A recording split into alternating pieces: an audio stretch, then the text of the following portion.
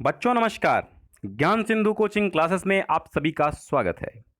आज सामाजिक विज्ञान भूगोल खंड के वन एवं वन्यजीव संसाधन नामक पाठ हम लेकर के आए हैं।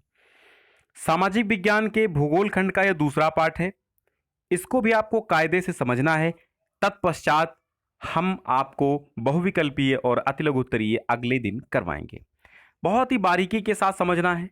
मैं पहले पाठ समझा इसीलिए रहा हूं कि इस पाठ से संबंधित सारी बातें आपके दिमाग में पड़ जाएं। जब सारी बातें दिमाग में पड़ जाएंगी तो आपको विस्तृत उत्तरीय लिखने में सरलता होगी। देखिए, विस्तृत उत्तरीय और लघु उत्तरीय आपको अपने आप से करना होगा, और हालांकि इसी चैप्टर में मैं समझाने जा रहा हूं, इसी में सारे समावेश हो जाएंगे। ठीक है, तो चलिए स्टार्ट करते हैं। एक बार शेयर कर देना है और लाइक कर देना है। बीच में मैं आपसे कुछ भी नहीं कहूँगा।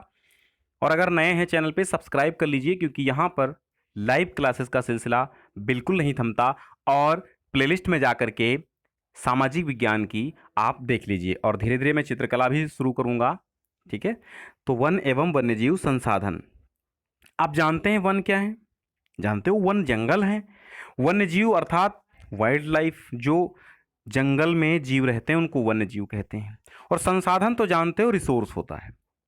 मतलब जिनसे संसाधन, क्या हमने बताया था आपको, संसाधन वो चीज़ें जिनसे मनुष्य की संतुष्टि होती, जिससे मनुष्य की सारी क्रियाएं, उसकी मनुष्य की इच्छाओं की पूर्ति होती है, वो संसाधन होता है ना। जिससे मनुष्य के मतलब मनुष्य की इच्छाओं या आवश्यकताएं संतुष्ट होती हैं, वो संसाधन होता है। अब यहाँ वन और वन्यजीव संसाधन की बात हम कर रहे हैं। भारत में वनस्पति जात और प्राणी जात, मतलब ये वनस्पति जात क्या है और प्राणी जात क्या है। तो वनस्पति जात मतलब जात का अर्थ होता है जन्म, और वनस्पति मतलब वनस्पति, अर्थात जो भी पेड़ पौधों से जिनका जन्म होता है, जितने भी वनस्पतियां हैं, अर्थात जंगल में जितने भी पेड़ पौधे, फूल, पत्तियां, डाल, ये सब वनस्पति जात हैं, है ना, घास फूस वगैरह। और प्राणी जात अर्थात जिनमें जीव होता है, जो सचर हैं, जो चल फिर लेते हैं, वो प्राणी जात होते हैं, अर्थात प्राणियों से उत्पन्न, जीवों से उत्पन्न। अब देखिएगा, एक एक पॉइंट बहुत मस्ती के साथ पढ़िए। भारत में जैव विविधता के संदर्भ में विश्व के सबसे समृद्ध देशों में से एक है।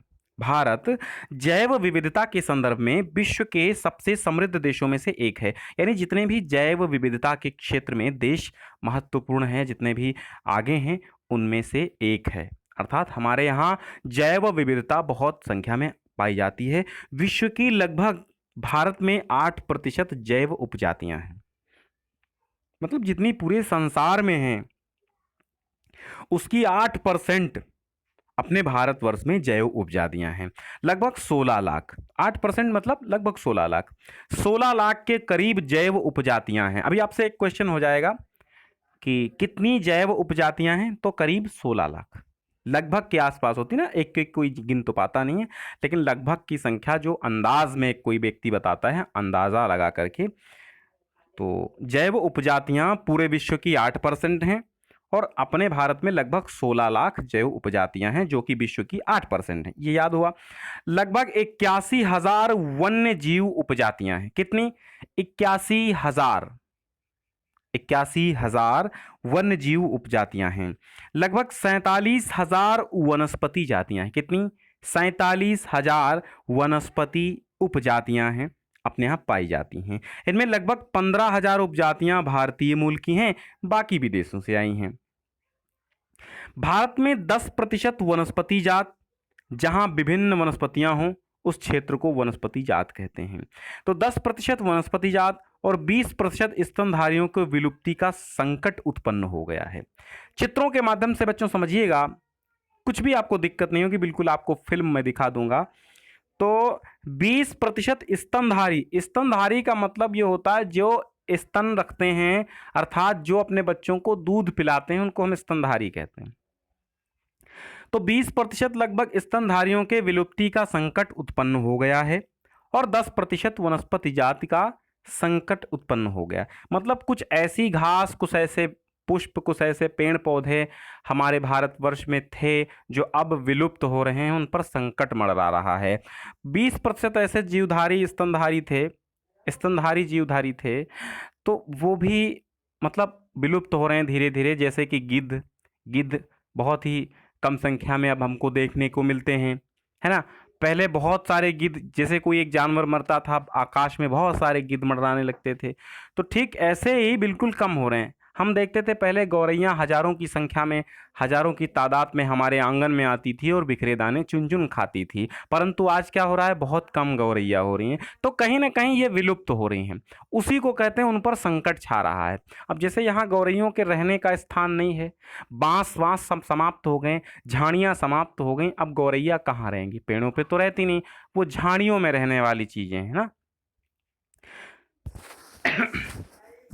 तो कुछ लुप्त होने की कगार पर हैं, जैसे चीता, गुलाबी सिर वाली बतख। अब भैया देखिए, चीता और गुलाबी सिर वाली बतख ये क्या है, विलुप्त होने की कगार पे है, लुप्त होने की कगार पे है। कौन कौन, चीता है, गुलाबी सिर वाली बतख है, पहाड़ी कोयल है, पंजाबी चित्तीदार उल्लू है, मधुका चिड़िया है, मतलब मधुका चिड़िया नहीं होती, मधुका ये जो होता है महुआ, महुआ की एक जंगली किस्म है जिसको हम इनसिग्निस कहते थे, है ना, इनसिग्निस। तो ये भी विलुप्त हो रहा है ये जंगली पौधा। होबरडिया हेप्टान्यूरोन घास एक होती थी, होबरडिया हेप्टान्यूरोन, ये भी धीरे धीरे लुप्त हो रही है। ये सब हैं, है ना। देखो देखो अब ये सब लुप्त होने वाले हैं। ये देखो ये पौधे, ये हाथी, कुछ हाथी भी विलुप्त हो रहे हैं, कुछ पक्षी हैं, पेड़ हैं, शेर हैं, चीता हैं, बाघ हैं, कुछ पुष्प हैं। तो ऐसे करके बहुत सारी चीज़ें यहाँ पे लुप्त हो रही हैं भारत में, उन्हीं को कहते हैं संकट में, है ना। भारत में बड़े प्राणियों में से स्तनधारियों की 79 जातियाँ, स्तनधारियों की कितनी, 79 जातियां लुप्त होने की कगार पे हैं। इन 79 जातियों पर लुप्त होने का संकट बना हुआ है। सरीसृपों की 15 जातियां, इन 15 जातियों में लुप्त होने का संकट बना हुआ है।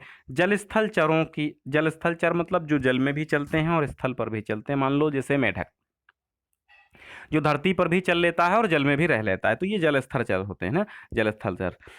3 जातियां जलस्तर चरों की भी लुप्त होने की कगार पर हैं। पादप जातियों में लगभग 15,000 पादप अर्थात पौधों की, पेड़ों की ऐसी जातियां 15,000 हैं जिन पर लुप्त होने का संकट बना हुआ। अभी आपसे क्वेश्चन पूछ लिया जाए कि सरीसृपों की लगभग कितनी जातियां लुप्त होने के संकट पर हैं, तो 15। 44 जातियां पक्षियों की और 79 जातियां स्तनधारियों की, 3 जातियां जलस्तर चरों की और पादप जातियों की लगभग 15,000 जातियां ऐसी हैं जो बिल्कुल लुप्त होने की कगार पे, यानी लुप्त होने का संकट बना हुआ है। अब हम देखते हैं लुप्त होते वन। बच्चों जहां पर भी आवश्यक है मैंने चित्र लगा रखे हैं, बिल्कुल दिखाऊंगा मैं आपको। देश में वन आवरण के अंतर्गत 79.42 मिलियन हेक्टेयर, एम का मतलब होता है मिलियन और 1 मिलियन 10 लाख का होता है। अब आप गणना कर सकते हैं, 10 लाख 79.42 मिलियन हेक्टेयर क्षेत्र है क्या, वन। ये जो जंगल का आवरण छाया हुआ है हमारे पूरे भारत देश में 79.42 मिलियन हेक्टेयर क्षेत्रफल में, ठीक। देश के कुल क्षेत्रफल में से 24.16% भौगोलिक क्षेत्र है। कितना, 24.16% भौगोलिक क्षेत्र है। मतलब जितना भौगोलिक मतलब भूगोल का क्षेत्र है ना, भू धरती का। तो भौगोलिक क्षेत्र पर जहाँ पर धरती है, जहाँ पर घास होते हैं, जहाँ मैदान होते हैं, जहाँ खेती होती है, सब भौगोलिक क्षेत्र के अंतर्गत आता है ना। तो इस 24.16% भौगोलिक क्षेत्र है ना, तो 24.16% में 12.2% सघन वन है, 9.14% खुला वन है और 0.14% मैंग्रोव वन है। इस भौगोलिक क्षेत्र में जो 24% भौगोलिक क्षेत्र है ना, उसमें 12% सघन वन है, 9.25% खुला वन है और 0.14% मैंग्रोव वन है। स्टेट ऑफ फॉरेस्ट रिपोर्ट के अनुसार 2013 से 15 के मध्य में लगभग 3775 किलोमीटर स्क्वायर की वृद्धि हुई है। कितनी, 3775 किलोमीटर यानी वर्ग किलोमीटर की वृद्धि हुई है या किलोमीटर स्क्वायर की वृद्धि हुई है। किसके, वृक्षारोपण से हुई है ये, मतलब ये वन बढ़े हैं। कब से कब तक, 13 से लेकर 15 के बीच में लगभग 3775 वर्ग किलोमीटर की वृद्धि हुई है जंगलों में, जंगल लगाए गए हैं, वृक्षारोपण, है ना, ये इन्हें कृत्रिम जंगल कहते हैं। जो प्राकृतिक जंगल है मतलब अपने आप उगे वन, वो प्राकृतिक, और जो मानव द्वारा बनाए गए वन वो कृत्रिम वन। ठीक है। IUCN अंतर्राष्ट्रीय प्रकृति संरक्षण संघ, IUCN का फुल फॉर्म है, IUCN का फुल फॉर्म क्या है? International Union for Conservation of nature, है ना। अंतरराष्ट्रीय, इंटरनेशनल मतलब अंतरराष्ट्रीय, यूनियन मतलब संघ, कंजर्वेशन ऑफ नेचर, कंजर्वेशन का अर्थ होता है संरक्षण और नेचर का मतलब होता है प्रकृति। तो International Union for Conservation of Nature, International Union for Conservation of Nature full form आ सकता है, तो आपको याद कर लेना है। तो ये IUCN नामक जो संस्था है, इसने पौधों और प्राणियों को श्रेणियों में विभाजित कर दिया है। अब आइए हम देखते हैं कैसी श्रेणियां। एक तो सामान्य जातियां हैं, दूसरी संकटग्रस्त हैं, सुभेद्य जातियां हैं, दुर्लभ जातियां हैं, और स्थानिक जातियां हैं, लुप्त जातियां। थोड़ा सा इंपॉर्टेंट है, यहाँ पर देखिएगा, कहीं जाइएगा नहीं। तो सामान्य जातियां किन्हें कहते हैं? अभी आपसे एक क्वेश्चन पूछ लिया जाए कि सामान्य जातियां किन्हें कहते हैं, तो सामान्य जातियां जिनकी संख्या जीवित रहने के लिए सामान्य हो। मतलब मान लो जैसे गौरैया 1 किलोमीटर में 1000 होनी चाहिए, तो अब गौरैया 1 किलोमीटर में 1000 हैं, उससे ज़्यादा ही हैं, तो वो सामान्य जातियां हो गई। ठीक।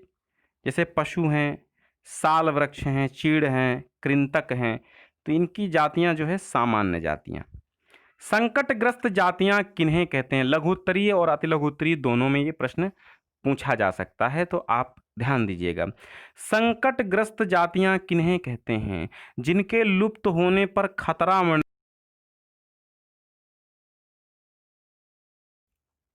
जैसे कि काला हिरन, मगरमच्छ, भारतीय जंगली गधा, गैंडा, शेर पूंछ वाला बंदर, संगाई यानी मणिपुरी हिरण आदि। ये क्या है? ये संकटग्रस्त जातियां, इन्हें हम संकटग्रस्त जातियां कहेंगे, क्योंकि ये लुप्त होने का खतरा मंडरा रहा है इन पर।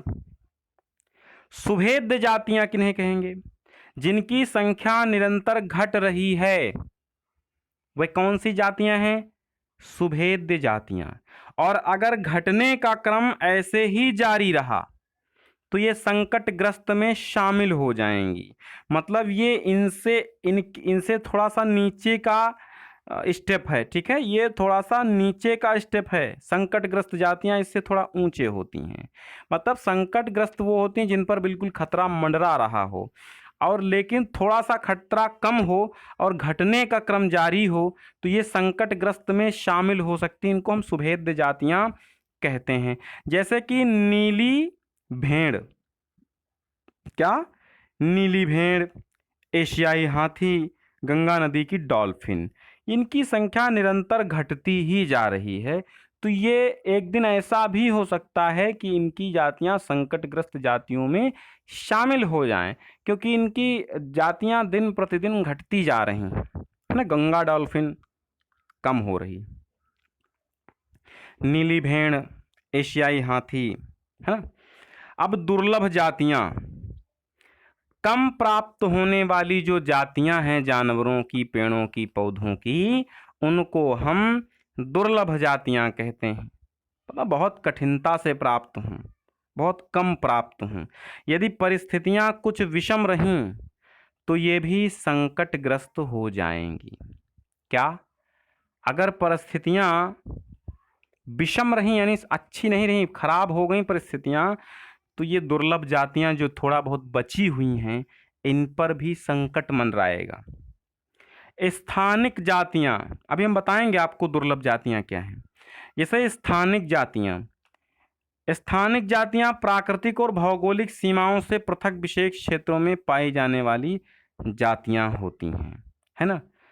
मान लो गर्मी जहां पर ज़्यादा होती है, वहां का कोई जानवर जहां पर सर्दी ज़्यादा होती वहां हो जाए, वहां पाया जाने लगे, तो वो स्थानिक जाति कहलाएगा। अब देखिए लुप्त जातियां, देखो बहुत मस्त यहाँ पे टॉपिक में बिल्कुल आपको समझाऊंगा, और ये मोस्ट इम्पॉर्टेंट की श्रेणी में आता है, यहाँ बिल्कुल आप ध्यान देना। लुप्त जातियाँ, अब ये वे जातियाँ हैं जो इनके रहने के आवासों में खोजे जाने पर अनुपस्थित पाई जाती हैं। मतलब जहाँ पर घोंसले बने थे वहाँ आप जाकर देखेंगे तो वो वहाँ नहीं होंगे। क्यों? क्योंकि ये जातियां बिल्कुल लुप्त हो चुकी हैं, दुनिया से उठ चुकी हैं, संसार से निकल चुकी हैं, समाप्त हो चुकी हैं। खोज करेंगे आप गुफाओं में तो शेर नहीं मिलेंगे, घोंसलों में वो चिड़िया नहीं मिलेंगी, बिल में वो सांप नहीं मिलेंगे, है ना। तो ऐसी जातियां जो कहीं दिखाई न दे, मिले ना, उनको हम कहते हैं लुप्त जातियां। जैसे क्षेत्र, प्रदेश, देश आदि से लुप्त हो जाती हैं। जैसे एशियाई चीता है, गुलाबी सिर वाली बतख है, अब ये हमें देखने को नहीं मिलती हैं, तो हम इनको कहेंगे कि ये जातियां लुप्त हो गईं। अब जैसे आपको हम बता देते हैं एशियाई चीता, ये मोस्ट इंपॉर्टेंट टॉपिक है। एक आपको अति लघु उत्तरी में या लघु उत्तरी में पूछा जा सकता है कि संकटग्रस्त एशियाई चीता कहाँ गया, एशियाई चीता, या एशियाई चीता कहाँ चला गया, इस पर आप टिप्पणी लिखिए। या एशियाई चीता क्यों विलुप्त हो गया, कैसा था, उसके बारे में वर्णन कीजिए। तो एशियाई चीता लिखेंगे। देखो एशियाई चीता क्या है, विश्व का सबसे तेज दौड़ने वाला स्तनपाई, अर्थात स्तन माने स्तनों से, पाई माने पीने वाला, जो दूध पीकर होता बड़ा होता है उसको स्तनपाई कहते हैं। बिल्ली परिवार का ये सदस्य है ना। बिल्कुल देखो बिल्ली जैसा लग रहा है ना आपको, मैंने दिखाया आपको चित्र, ये बिल्ली जैसा लग रहा है। 112 किलोमीटर प्रति घंटा की रफ्तार से ये दौड़ सकता है। 112 किलोमीटर, देखिए आप बाइक से भी ज्यादा तेज, 112 किलोमीटर प्रति घंटा की गति से ये दौड़ सकता है। इसको हम कहते हैं एशियाई चीता, है ना। कमेंट करते रहिए आप लोग, हम लास्ट में पढ़ लेते हैं, बाद में सबकी समझ लेते हैं ना क्या आप कह रहे हैं। तो कोई दिक्कत नहीं है, आप लोग एक बार शेयर कर दीजिए, मैंने कहा था ना आपसे शेयर कर देना। तो एशियाई चीता कहाँ चला गया, आपसे एक क्वेश्चन पूछा जाएगा। विश्व का सबसे तेज दौड़ने वाला स्तनपाई प्राणी अगर पूछा जाए तो बता दो एशियाई चीता। 112 किलोमीटर प्रति घंटा की रफ्तार से ये दौड़ता था, तेंदुए के समान बिल्कुल लगता है। अगर दोनों को साथ में खड़ा कर दिया जाए तो अगर हम आपको अभी इसकी पहचान बताएंगे, वो अगर आप नहीं देखेंगे तो बिल्कुल समझेंगे कि तेंदुआ ही है। लोग भ्रमवश इसको तेंदुआ समझ लेते हैं, लेकिन नहीं। इसकी पहचान कैसे करेंगे, इसके आंख के कोने से मुंह तक नाक के दोनों ओर लकीर नुमा आंसू जैसे निशान होते हैं, है ना। अब मैं आपको बड़ा करके दिखाता हूं, देखो ये देखो आंख के दोनों ओर, है ना, ये देखो आंख, और यहां से ये काले जो हैं, ऐसा लग रहा काजल इसका बह के आया है, लेकिन तेंदुआ में ऐसा कुछ नहीं होता। देखो है ना, ये आंखों के इधर आसपास से ये आंसू जैसे लकीर नुमा रेखाएं होती हैं, इससे हम पहचानते हैं कि ये एशियाई चीता है ना। बिल्कुल बिल्ली लगता है आपको।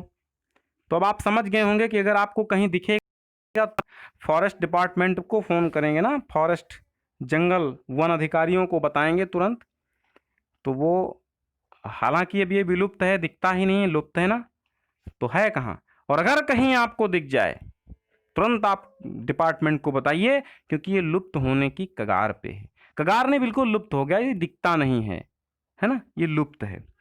गुलाबी सिर वाली बतख अब नहीं दिखती है। तो आप देखिए इसकी पहचान हमने बता दिया आपको, इसके आंख के कोने से मुंह तक, आंख के कोने से मुंह तक देखो, नाक के दोनों ओर, इधर इधर दोनों ओर लकीर नुमा आंसू जैसे निशान होते हैं, ये एशियाई चीता है। हिमालयन यव, अब पूछेंगे यव क्या है, तो ये आपको दिखाई दे रहा बना हुआ, इसे कहते हैं यव। यव मतलब एक चीड़ के प्रकार का एक सदाबहार औषधीय पौधा था। हिमालयन यव क्या था, चीड़ के जैसा औषधीय सदाबहार वृक्ष, इसको हम हिमालयन यव कहते थे। इस पर संकट कैसे, अरुणाचल प्रदेश के अनेक क्षेत्रों में ये पाया जाता। अब आपसे पूछा जाएगा हिमालयन यव कहाँ पाया जाता था, तो अरुणाचल प्रदेश के अनेक क्षेत्रों में पाया जाता। जल्दबाजी नहीं करनी है आपको, मैं स्पीड में बिल्कुल नहीं पढ़ाऊंगा, स्लो स्लो दिमाग में बैठाते जाइए, मेरी एक एक बात को ध्यान से सुनते जाइए। फिजूल की बातें हम यहाँ पर उतार के नहीं लाए हैं, जो भी आपको ज़रूरत है, जो भी आपके एग्ज़ाम में आ सकता है, मैं वो बातें उठा करके लाया हूँ। तो हिमालयन यव जो है ये टॉपिक बहुत महत्वपूर्ण है, इस पर टिप्पणी आ सकती है, लिखना लघोत्तरी में आ सकता है। तो हिमालयन यव पर संकट छा गया। कैसे? चीड़ के जैसा ये औषधि पौधा था, इसकी बहुत सारी दवाइयाँ बनती थी, अरुणाचल प्रदेश के क्षेत्रों में पाया जाता था। छाल, पत्तियाँ, टहनियाँ, जड़ों से टकसोल नामक रसायन, ठीक है, चलिए पहले इधर पढ़ लीजिए फिर दिखाते हैं आपको। छाल, पत्तियों, टहनियों व जड़ों से, यानी पूरे इसके शरीर से मान लो, टकसोल नामक रसायन निकाला जाता है, जो कैंसर रोगों के निदान में काम में लाया जाता है। मतलब जो कैंसर के विभिन्न विभिन्न प्रकार के कैंसर रोग होते हैं, तो उन कैंसर रोगों के इलाज के काम में इसकी पत्तियों, टहनियों, जड़ों, छालों, छाल को सब में से वो रसायन निकाला जाता है जिसकी औषधि बनती है कैंसर की, है ना। तो अब ज़्यादा रसायन निकाल लिया गया। अब किसी चीज़ को ज़्यादा दोहन करोगे तो यार वो ख़त्म होगी। ज़्यादा रसायन निकालने से इसे खतरा हो गया है, हालांकि अभी ये है, लुप्त नहीं हुआ है, मतलब संकट छाए हैं इस पे। अतः हजारों यव के वृक्ष सूख गए हैं। अब जब उसका सारा रस ही निकाल लोगे यार, तो वृक्ष तो सूखेगा। तो हजारों की तादाद में तमाम वृक्ष यव के सूख गए हैं। वन्य जीवों का आवास विनाश हो गया। आखेटन, पर्यावरणीय प्रदूषण, विषाक्तीकरण, दावानल आदि कारकों से भारत में जैव विविधता को नुकसान पहुंचाया गया है। ये हिमालयन यव वाला वृक्ष है, ठीक है, इसी को हम क्या कहते हैं, हिमालयन यव हैं।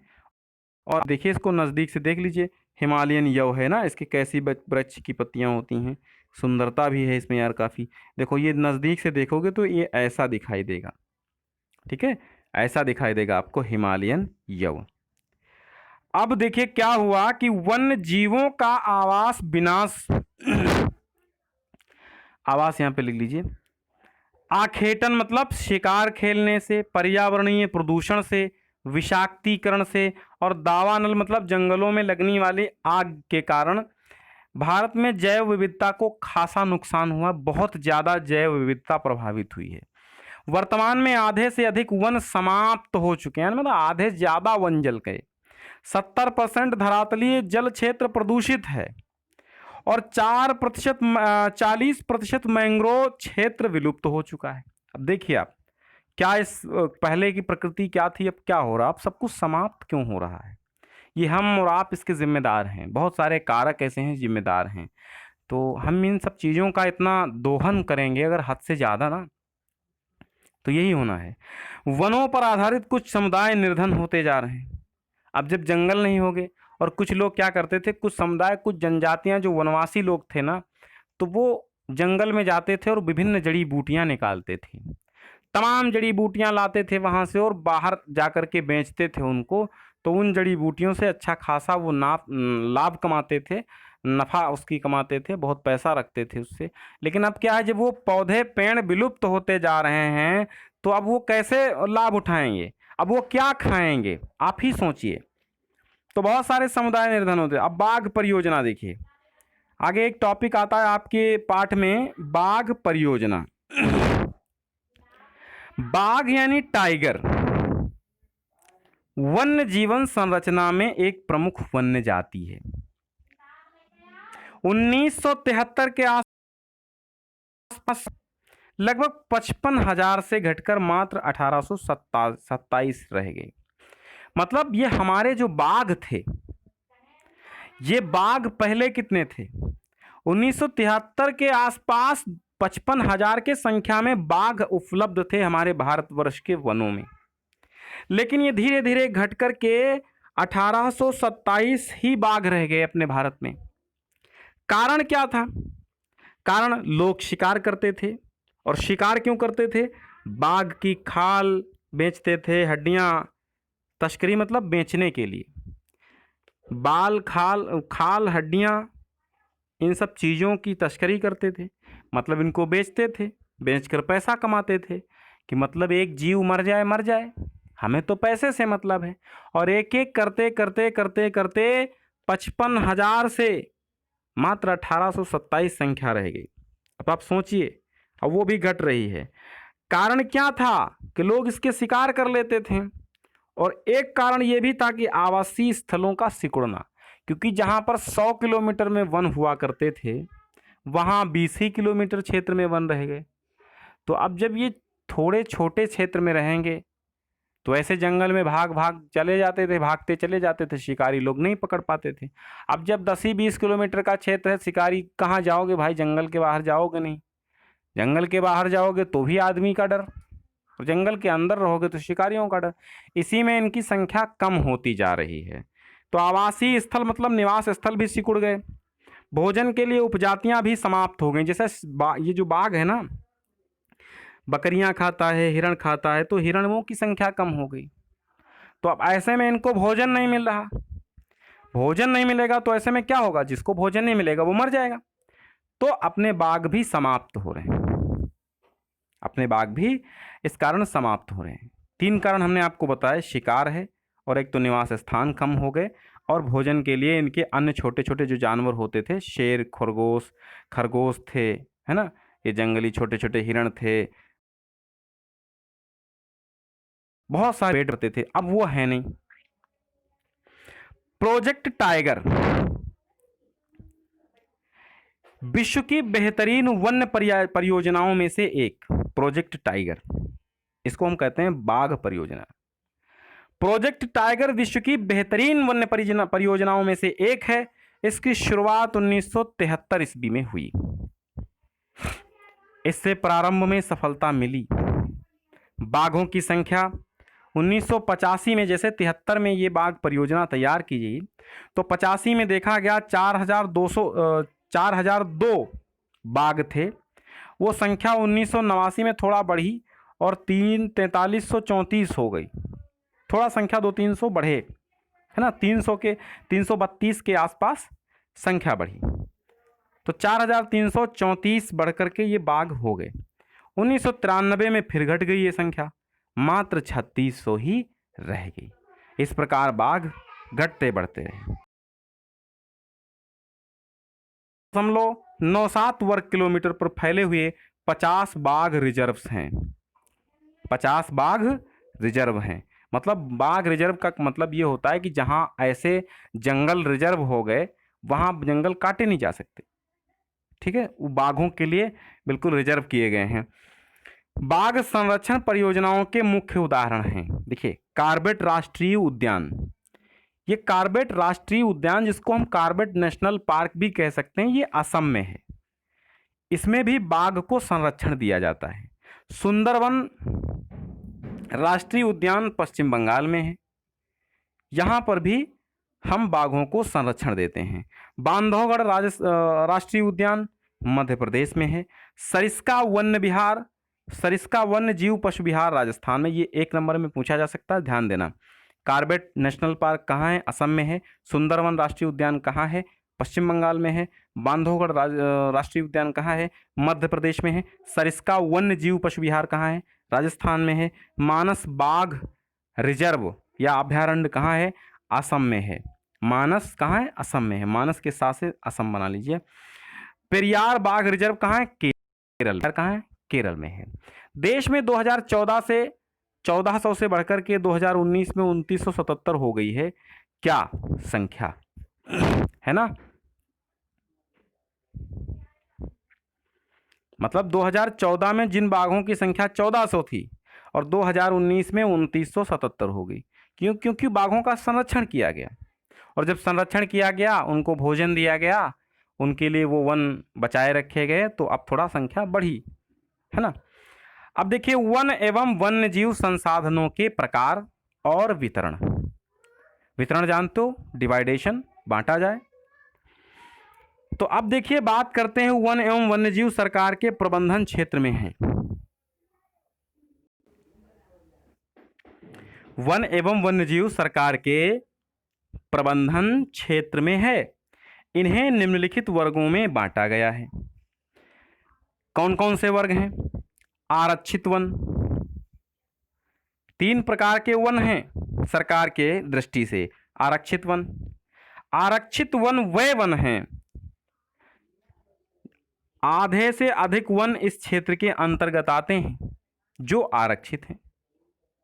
मतलब जहां तक वन और वन्य प्राणियों के संरक्षण की बात है तो आरक्षित वनों को सर्वाधिक मूल्यवान माना जाता है।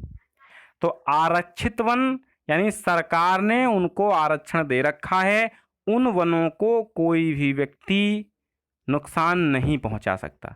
तो ये हो गए आरक्षित वन। सर्वाधिक मूल्यवान वन आरक्षित वन है। आधे से अधिक वन क्षेत्र आरक्षित वनों के अंतर्गत आते हैं। रक्षित वन 1/3 यानी 1/3 कुल वन क्षेत्रफल में से रक्षित वन के अंतर्गत आते हैं। तो वन नष्ट होने से बचाने हेतु रक्षित वन है। मतलब रक्षित वन कौन है? नष्ट होने से बचाने के लिए इनको सुरक्षा प्रदान की जाती है, इसलिए इनको रक्षित वन कहते हैं। लेकिन थोड़ा बहुत इनमें नुकसान हो जाता है, लेकिन आरक्षित वन में कोई बाल भी बांका नहीं कर पाता। अवर्गीकृत वन, अब ये अवर्गीकृत वन मतलब इनको किसी वर्ग के, ना तो ये रक्षित है और ना आरक्षित है, ये अलग है, थर्ड पार्टी। सभी प्रकार के वन, बंजर भूमि जो सरकार, व्यक्तियों या समुदायों के स्वामित्व में होते हैं। इसमें थोड़ा बहुत सरकार का भी हिस्सा होता है, किसी व्यक्ति का भी होता है और थोड़ा बहुत समुदायों का भी स्वामित्व होता है। तो ये अवर्गीकृत वन आ जाते हैं। ठीक है, तो ये 3 वर्गों में बांट दिया है इसको। वन एवं वन्यजीव संसाधनों के प्रकार मतलब 3 हैं। आरक्षित वन, ठीक है, वन के 3 प्रकार हैं, आरक्षित वन, वर्गीकृत वन। समुदाय और वन संरक्षण। अब आप देखिए, समुदाय और वन संरक्षण। वनों में कुछ मानव जातियों के निवास हैं, कुछ मानव प्रजातियां वनों में रहती हैं, तो इनको हम समुदाय कह लेते हैं। वन एवं वन्य जीव संरक्षण में सहयोगी रीति रिवाज, और वो समुदाय क्या करते हैं? जंगलों पर निर्भर रहते हैं, है ना। तो उनको हम समुदाय और वन संरक्षण, और उन्हीं की वजह से कुछ वन संरक्षित रहते हैं। ठीक, तो ये ज़्यादा मोस्ट इंपॉर्टेंट नहीं है, लेकिन नीचे वाला जो टॉपिक है बहुत बढ़िया है। वन एवं वन्यजीव संरक्षण। देखो, अब जंगल, ये जो रीति रिवाज पुराने जमाने से चले आ रहे थे ना कहीं ये जंगल बचाने का काम करते हैं। कैसे? जनजातीय लोग प्राचीन काल से प्रकृति पूजा में आस्थावान रहे हैं। प्रकृति, नेचर की पूजा करते थे, जिसका आधार प्रकृति की प्रत्यक्ष रूप से रक्षा करना है। समाज के कुछ वर्ग पेड़ विशेष के, तो कुछ लोग झुरमुटों की पूजा करते थे। झुरमुटों को क्या मानते थे? देवस्थल है, झुरमुट में देवी देवताओं का निवास है, इसलिए उसकी पूजा करते थे। है, और पूजा करने का मतलब यही था कि जब हम पूजा करने लगेंगे और ये कहेंगे यहाँ पर देवी देवता हैं, तो कोई भैया काटेगा नहीं, और जब काटेगा नहीं डर के मारे, तो हमारे वन सुरक्षित रहेंगे। अब आपको आया समझ में? समाज के कुछ वर्ग पेड़ विशेष की, तो कुछ झुरमुटों की पूजा करते थे। छोटा नागपुर क्षेत्र में देखो, मुंडा व संथाल जनजातियां जो हैं वो महुआ और कदम्ब के पेड़ों की पूजा करते हैं। और अपने यहाँ आपने देखा, उत्तर प्रदेश में देखो, पीपल पूजा जाता है, बरगद पूजा जाता है, नीम, तुलसी, इन सब की पूजा होती है। तो ओडिशा और बिहार की जनजातियां क्या करती थी? शादी में इमली और आम के पेड़ पूजते हैं, इमली और आम के पेड़ पूजते थे। अब देखिए, इसमें से कुछ लोग वट वृक्ष, कुछ पीपल, कुछ नीम की पूजा करते हैं। झरनों, पहाड़ी चोटियों, पेड़ों और पशुओं को पवित्र मानकर संरक्षण करते हैं। पवित्र हैं वो, देवताओं का प्रसाद है ऐसा मानते हैं, तो उनकी भी सुरक्षा करते हैं। तो इन सब चीज़ों से हमारा वन संरक्षण हो रहा है। ठीक है। अब देखिए, चिपको आंदोलन एक चला था, इसके बारे में चित्र के माध्यम से हम समझा देंगे, आपको समझ में आ जाएगा। 1970 में चलाया गया था चिपको आंदोलन। सुंदरलाल बहुगुणा इन चिपको आंदोलन के प्रवर्तक थे। सुंदरलाल जो बहुगुणा थे, उन्होंने चिपको आंदोलन का नेतृत्व किया था। ठीक है, और चिपको आंदोलन क्यों चला था? 1970 में सुंदरलाल बहुगुणा ने इसकी शुरुआत की थी। कहाँ था? उत्तराखंड में। वन के कटाव में कमी हुई थी इस आंदोलन के माध्यम से। अब मैं आपको पूरा समझा देता हूं। चिपको आंदोलन समस्त विश्व का ध्यान पर्यावरण संरक्षण के लिए अपनी ओर इस आंदोलन ने खींचा। 70 में सुंदरलाल बहुगुणा ने इसकी शुरुआत की। गढ़वाल, टिहरी व कुमाऊं के क्षेत्रों में पेड़ पौधों की अंधाधुंध कटाई हो रही थी। इस कटाई को रोकने के लिए इन्होंने एक मानवीय रास्ता अपनाया, जिसके लिए उन्होंने वहां के आदिवासी व जनजाति के लोगों को तैयार किया, जिसमें वे पेड़ की कटाई के समय उससे चिपक जाते थे, और चिपको तो चिपक गए, और कहते थे कि पहले हमें काटो फिर इस पेड़ को काटो। इस आंदोलन ने पर्यावरण संरक्षण में इंपॉर्टेंट भूमिका निभाई है। हम इस आंदोलन को नहीं भुला सकते। अब आप देखिए, अब आप देख रहे हैं ना, ये देखो, ये सारी महिलाएं बेचारी जो हैं, जनजाति लोग हैं, तो ये पेड़ से चिपक गए, इस पेड़ से ये सब चिपक गए। अब ये कहते हैं पहले मुझको काटो फिर इस पेड़ जाने के लिए ये लोग पेड़ से जाकर के चिपक जाते थे, और कुछ एक आध को गुंडा लोगों ने चिपका के काट भी दिया। क्या करोगे? क्योंकि पैसा जिसकी आंखों पर चढ़ जाता है उसको और कुछ नहीं दिखाई देता, पाप और पुण्य नहीं दिखाई देता, उसको सिर्फ पैसा दिखाई देता।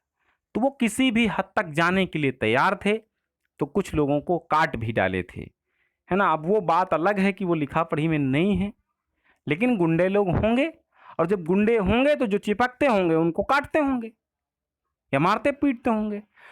तो लोगों ने बहुत संघर्ष किया चिपको आंदोलन के माध्यम से।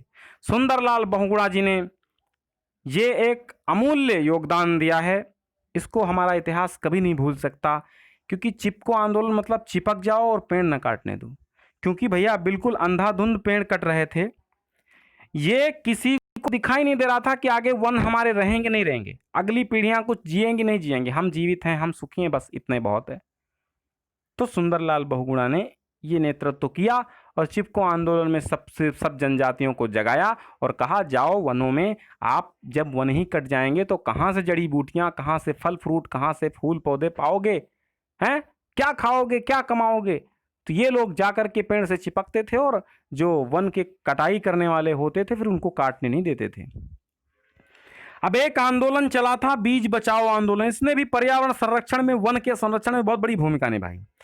विजय जड़धारी नाम का एक युवक था, नेतृत्व में इन्होंने विजय जड़धारी ने के नेतृत्व में ये 1987 ईस्वी में चलाया गया था। अब आपको देखिए बीज बचाओ आंदोलन, ये देखो आपको एक व्यक्ति बैठा हुआ दिखाई दे रहा, ये विजय कौन है? ये विजय जड़धारी हैं। कौन? विजय जड़धारी, धारण करने वाले, तो इसलिए इनका नाम विजय जड़धारी।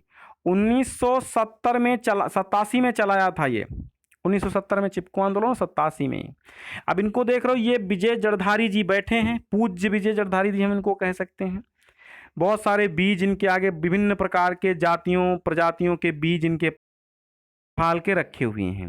ये क्या करते थे कि जो पौधे कम हो रहे होते थे, विलुप्त हो रहे होते थे, उनके बीज संरक्षित करके रख लेते थे कि जो ये प्रजातियां विलुप्त हो जाएंगी तो मैं इनको फिर से जगाऊंगा, है ना।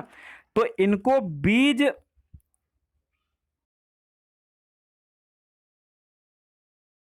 बचा जाएंगे तो फिर कैसे जंगल रहेंगे, है ना।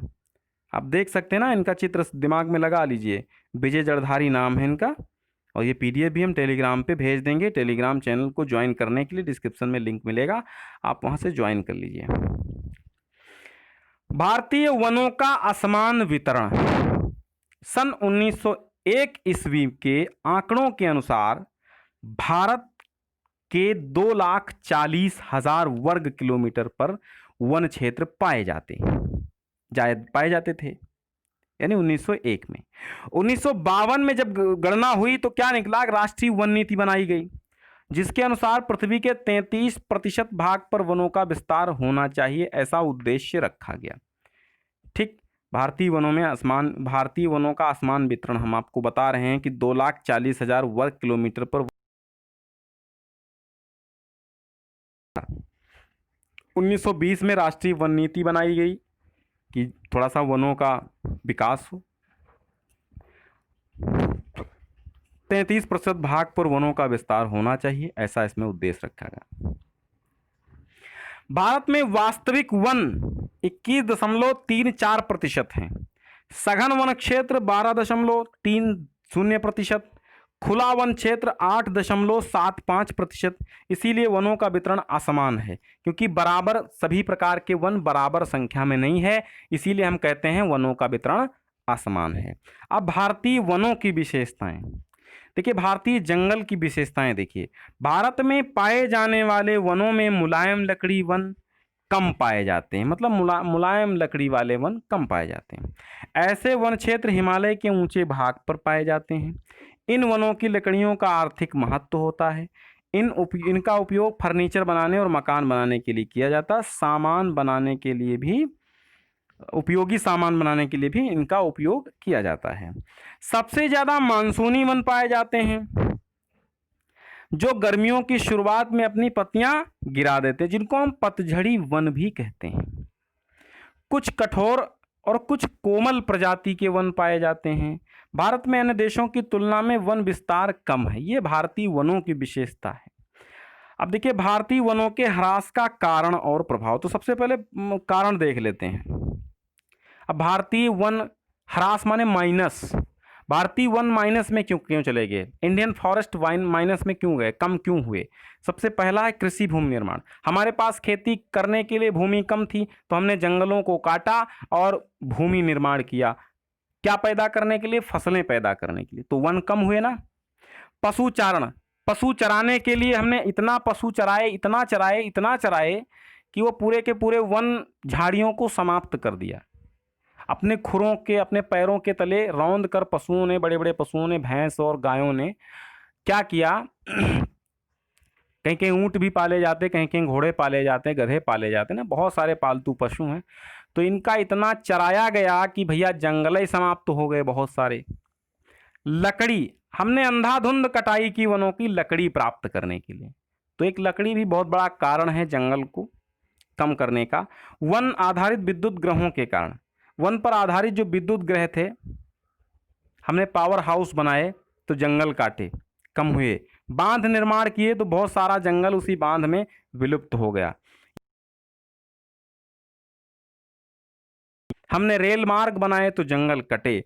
आंधी तूफान आई तो जंगल बेकार हुए, टूटे फूटे, सड़े गले, गिरे। और दावाग्नि अर्थात जंगल में लगने वाली आग के कारण न जाने कितने पौधे जल गए, पेड़ जल गए। वन संवर्धन के प्रति जागरूकता का अभाव, वन संवर्धन के प्रति जागरूकता का अभाव था, इसीलिए भी जंगल कम हुए। अब देखते हैं जंगल कटने से प्रभाव क्या पड़ेंगे, हमारे ऊपर क्या इफेक्ट पड़ेंगे। तो प्रदूषण में वृद्धि होगी, क्योंकि जब पेड़ पौधे होंगे नहीं, ऑक्सीजन ज़्यादा निकलेगी नहीं, और जब ऑक्सीजन नहीं निकलेगी तो क्या होगा? प्रदूषण बढ़ेगा। मृदा अपरदन होगा, यानी मिट्टी का कटाव होगा। पेड़ नहीं होंगे, जड़ें नहीं फैली होंगी, जड़ें नहीं फैली होंगी तो भैया मिट्टी कटेगी। जल सोखने की क्षमता कम हो जाएगी, क्योंकि मिट्टी में रंध्रा अवकाश नहीं होगा, अर्थात मिट्टी जब जड़ें नहीं होंगी तो मिट्टी ढीली नहीं होगी, तो जल कैसे सोखेगा। औषधीय पादपों का ह्रास हो जाएगा, मतलब जो हम बीमारियों में दवा के काम लाने वाले कुछ पौधे थे, जंगल नहीं होंगे तो वो भी पौधे खत्म। मरुस्थलीय क्षेत्रों का विस्तार हो जाएगा, मतलब बहुत सारे बालू हो जाएगी, रेत हो जाएगी, तो क्या पैदा होगा? कुछ नहीं। पर्यावरण असंतुलित हो जाएगा। अतिवृष्टि, मतलब बहुत ज़्यादा वर्षा होगी, बाढ़ आएगी, भूजल स्तर में कमी आ जाएगी, जंगल नहीं होंगे। और हरित गृह प्रभाव में वृद्धि होगी। ठीक है, ग्रीन हाउस में। आर्थिक महत्व समझते हो ना, वनों का आर्थिक महत्व। और आर्थिक महत्व मतलब होता है कि पैसा, आमदनी आती है वनों से। इमारती लकड़ी की प्राप्ति होती है तो क्या होता है, आर्थिक महत्व। इस दृष्टि से देखिए, इमारती लकड़ी प्राप्त होती है हमको कहाँ से, जंगल से। सागौन मिलता, शीशम मिलती, साल वृक्ष, देवदार, चीड़, इनसे बहुत सारी लकड़ी मिलती है, फर्नीचर बनते हैं, है ना। कागज, दिया सलाई, रबड़, लुगदी आदि के लिए कच्चा माल कहाँ से मिलता है, जंगलों से मिलता है। प्रतिवर्ष सरकार को 500 करोड़ रुपए की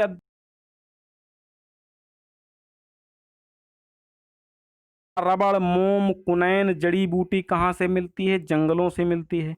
8 करोड़ लोगों को रोजगार मिला है, कहाँ से मिला है। वृक्षों के नीचे घास चारागाह का काम करती है, बने हुए घास नहीं जमेगी, जब घास नहीं उगेगी तो पशु क्या चरेंगे। वन्य जीवों का संरक्षण मिलता है, जंगलों से मिलता है। ऑक्सीजन मिलती है, जंगलों से मिलती है। लाख, गोंद, बांस, बेंत, बिरोजा, तारपीन का तेल, चमड़ा को रंगने का पदार्थ, ये सब कहाँ से मिलता है, जंगलों से मिलता है। अब वनों का संरक्षण या वनों की रक्षा। सरकार ने वन विकास की नई नीति तैयार की, और इस विकास की नीति का उद्देश्य क्या था। वन विकास की नई नीति का उद्देश्य था मानव निर्मित वनों का विस्तार करो, कि बहुत सारे ज्यादा वन लगाए जाएं, उत्पादों को बढ़ा दो और वन निर्भर उद्योगों को बढ़ावा दे दो ताकि जंगल बढ़ें। वन संरक्षण अधिनियम 1980 में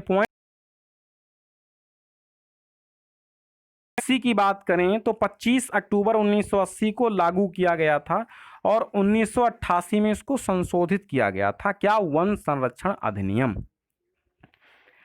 उद्देश्य था वन विनाश पर प्रभावी रोकथाम करते हुए महत्वपूर्ण प्राकृतिक संसाधन को बचाना, इस अधिनियम का उद्देश्य था। भारत में जैव विविधता, देखो बस थोड़ा सा खत्म है।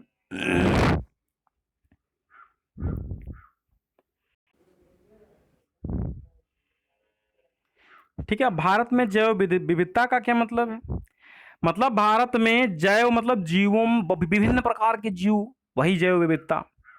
300 लाख जैव प्रजातियां हैं भारत में। कितनी, 300 लाख। 14 लाख का ही ज्ञान अभी तक हो पाया है, वो है कितनी, 300 लाख।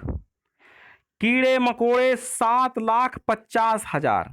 कितने, 7 लाख, यहां दिक्कत है, ठीक है, 7,50,000, 7,50,000, ठीक, कीड़े मकोड़े। रीढ़धारी जीव कितने हैं, 41,000। कितने, 41,000। वनस्पति 40,000 किस्म की वनस्पति भारत में है। 25,000 किस्म की मछलियां भारत में हैं। 2,000 किस्म के पक्षी हैं भारत में। समझ गया। पशु एवं वन्य जीव संरचना की दृष्टि में भारत में 3 मुख्य वर्ग पाए जाते हैं। उपयोगी पशु, नंबर 1 पे क्या, उपयोगी पशु। 3 पशुओं के वर्ग पाए जाते हैं। एक तो उपयोगी पशु, स्तनपायी वन्य पशु। भारत में हाथी सबसे बड़ा स्तनपायी है। कौन, हाथी क्या है, सबसे बड़ा स्तनपायी। ऊंट को रेगिस्तान का जहाज कहा जाता है। जंगली गधे, एक सींग वाला गैंडा और हिरण, ये उपयोगी पशुओं के अंतर्गत आते हैं। अब आखेटक पशु की, जो आखेटक मतलब जो शिकारी पशु होते हैं उनको हम आखेटक कहते हैं। जैसे भारतीय शेर, सौराष्ट्र गिरी का जंगल, वहाँ ये इसका निवास स्थान है भारतीय शेर का। बाघ यानी सबसे शक्तिशाली राष्ट्रीय पशु है। चीतों में बंगाल टाइगर निवास, सुंदरवन में क्या रहता है, चीता, यानी बंगाल टाइगर जिसको बोलते हैं वो चीता है, ये सुंदरवन में रहता है। बिल्ली प्रजाति के जंतुओं में तेंदुआ, क्लाइडेड तेंदुआ, हिम तेंदुआ और लमचिता, तो ये आखेटक हैं, यानी ये दूसरे पशुओं को शिकार करके खाते हैं तब जीवित रहते हैं। अन्य जीव जंतु 3 नंबर पे आते हैं, जैसे कि जंगली भेड़, पहाड़ी बकरियां, आइबेक्स, स्ट्यू, तापिर, ये सब जातियां जो हैं अन्य जीव जंतुओं की जातियां जो भारत में पाई जाती हैं। जैव सुरक्षा एवं संरक्षण, भारत सरकार ने 18 जैविक भंडार स्थापित किए हैं। 18 जैविक भंडार, कितने, 18। जैव सुरक्षा एवं संरक्षण के हेतु भारत सरकार ने कितने, 18 जैविक भंडार स्थापित किए हैं। उद्देश्य इनका क्या है, इन जैविक भंडार स्थापित करने का उद्देश्य क्या है, चुने हुए क्षेत्र से एकत्रित वनस्पतियों, जीवों तथा सूक्ष्म जीवों की विविधता एवं एकता को संरक्षित करना। शिक्षा, जनजागरण, प्रशिक्षण की उचित सुविधा, पारिस्थितिक संरक्षण एवं अन्य पर्यावरणीय पहलुओं पर अनुसंधान को बढ़ावा देना, ये इसका उद्देश्य है। पर्यावरण संरक्षण संबंधी विभिन्न कार्यक्रम, अब ये आया है आपका मोस्ट इंपॉर्टेंट इस पार्ट से टॉपिक। पर्यावरण संरक्षण संबंधी विभिन्न कार्यक्रम चलाए गए क्योंकि पर्यावरण की सुरक्षा हो। नंबर 1 पे वन महोत्सव, 5 दिसंबर को हर वर्ष वन महोत्सव मनाया जाता है। इसका उद्देश्य ये होता है कि जंगलों को बढ़ाओ, वृक्षारोपण करो। वन्य जीव संरक्षण अधिनियम चला था, वन्य जीवों के संरक्षण में भूमिका, 45 बाघ आरक्षित क्षेत्र इसके अंतर्गत आते हैं। शांत घाटी विकास, केरल में शांत घाटी है, पर्यावरणीय संरक्षण को बढ़ावा देने के लिए शांत घाटी का विकास किया गया। चिपको आंदोलन हमने आपको बता ही दिया था अभी पिछले टॉपिक में। गंगा कार्य योजना, गंगा की गंदगी को बटोरना इसका उद्देश्य था, सबसे ऊर्जा और उस गंदगी से ऊर्जा उत्पन्न करना। नमामि गंगे परियोजना का भी शुभारंभ आदरणीय मोदी जी ने किया है, प्रधानमंत्री जी ने। ओजोन समस्या का हल, अब देखिए ये 47 राष्ट्रों की बैठक में समझौते पर हस्ताक्षर किए गए थे, ठीक है। उद्देश्य क्या था, देखो ओजोन परत का क्षरण हो रहा है, जो ओजोन परत हमारे वायुमंडल में पाई जाती है उसका क्षरण हो रहा है। जब क्षरण हो रहा है तो ये किसके कारण हो रहा है, क्लोरोफ्लोरोकार्बन्स के, हेलेंस के कारण हो रहा है। तो इन दो गैसों की रोकथाम के लिए मॉन्ट्रियल समझौता किया गया, मॉन्ट्रियल प्रोटोकॉल, ठीक है। चलिए, तो ये तो बच्चों आज का टॉपिक आपका हो गया, ठीक है। और जहाँ भी दिक्कत हो कमेंट कर सकते हैं आप, एक बार शेयर कर देना। पूरा का पूरा चैप्टर मैंने शॉर्टकट में और ये यूँ कहें तो विस्तृत रूप से भी हमने पढ़ा दिया है। कोई दिक्कत नहीं होने वाली है इस चैप्टर में। एक बार अगर समझ में नहीं आया हो तो फिर से आप पढ़ सकते हैं, क्योंकि थोड़ा सा कठिन तो है लेकिन आपको समझना तो पड़ेगा ना एग्ज़ाम की दृष्टि से। और फुल प्लेलिस्ट में आ जाइए और पिछले चैप्टर भी देख लीजिए, ठीक है। चलिए, बहुत बहुत धन्यवाद आज जुड़ने के लिए। कल हम आपके लिए लेकर के आएंगे बहुविकल्पीय और अतिलघु उत्तरीय इसी चैप्टर के, तो देखना ना भूलें शाम 7:30 बजे। बहुत बहुत धन्यवाद।